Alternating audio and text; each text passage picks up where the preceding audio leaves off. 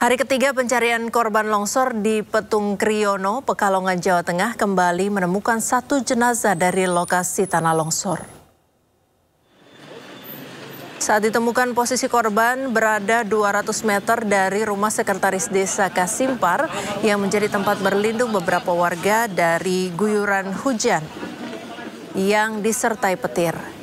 Jumlah korban yang ditemukan meninggal dari bencana tanah longsor ini menjadi 22 orang. Upaya evakuasi masih dilanjutkan untuk mencari 4 orang lainnya yang dilaporkan hilang.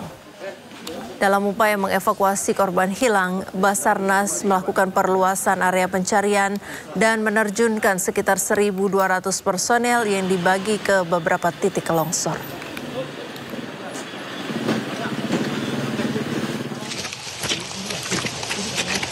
Sementara itu, tim K9 Polda Jawa Tengah menemukan jenazah bayi berusia 5 bulan yang tertimbun akibat tanah longsor di Kabupaten Pekalongan. Bayi yang bernama Abian ditemukan dalam keadaan tertutup selendang di bawah kasur yang tersangkut pohon bambu. Proses pencarian korban longsor dan banjir bandang ini masih terus dilakukan oleh tim SAR gabungan. Mereka berharap dapat menemukan korban lain yang mungkin masih tertimbun.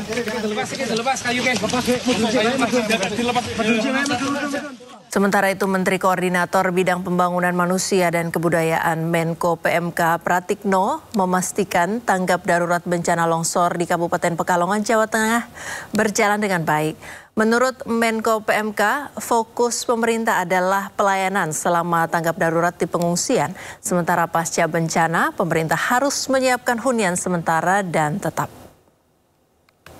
Ya, kami di Kemenko PMK salah satunya kan kita mengkoordinasi untuk urusan kebencanaan.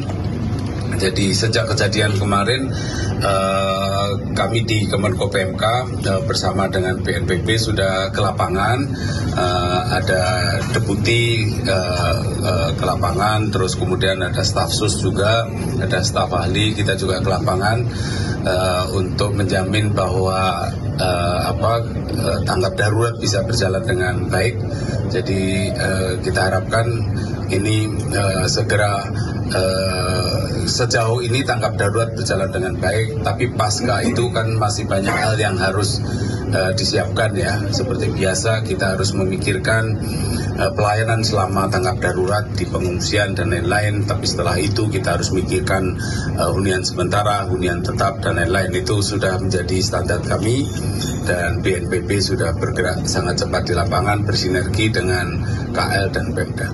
Badan Penanggulangan Bencana Nasional atau BNPB menekankan dalam fase penanganan darurat pemerintah daerah harus segera mempersiapkan segala hal yang berkaitan dengan masa transisi tanggap darurat menuju pemulihan secara paralel. Dalam fase ini pemerintah daerah harus segera membuat data terkait dampak kerusakan infrastruktur bangunan, baik rumah warga maupun segala sarana dan prasarana umum lainnya. BNPB akan memberikan dukungan penuh untuk perbaikan rumah warga yang rusak, sehingga pendataan harus segera dituntaskan.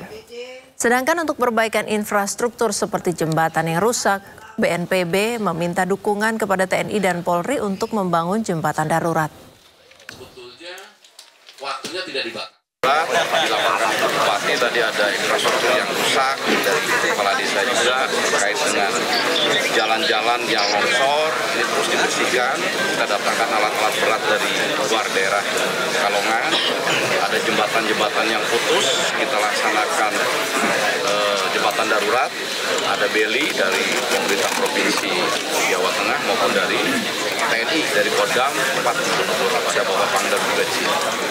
Kemudian masuk di transisi ini mulai pendataan, mana yang harus segera, yang menjadi prioritas adalah rumah masyarakat yang rusak, baik rusak berat, rusak ringan, dan rusak sedang. Nah setelah itu masuk transisi, setelah transisi masuk rehabilitasi rekonstruksi.